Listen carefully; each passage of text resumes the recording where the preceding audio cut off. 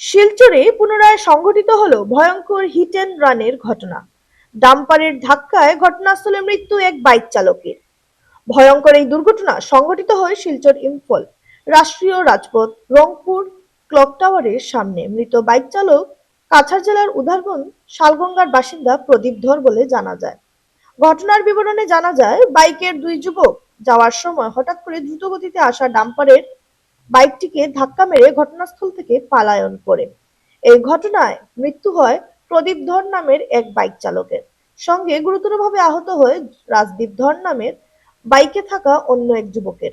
ঘটনার পর স্থানীয় সকলে আহত যুবক জনকে ঘটনাস্থল থেকে উদ্ধার করে চিকিৎসার জন্য মেডিকেল কলেজে প্রেরণ করেন। ঘটনার খবর শুনে ঘটনাস্থলে পুলিশ উপস্থিত হয়ে মৃতদেহ উদ্ধার করার সময় এক উত্তপ্ত পরিস্থিতির সৃষ্টি হয়।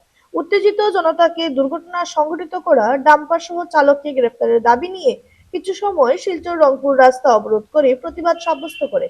তারপর পুলিশের আশ্বাসে রাস্তাটি অবরোধ মুক্ত করেন স্থানীয়দের অভিযোগ, এই রাস্তা দিয়ে ডাম্পারের দৌরাত্ম্য যথেষ্ট বৃদ্ধি হয়েছে। তার কারণে প্রতিদিনই দুর্ঘটনা সংঘটিত হয়ে থাকে।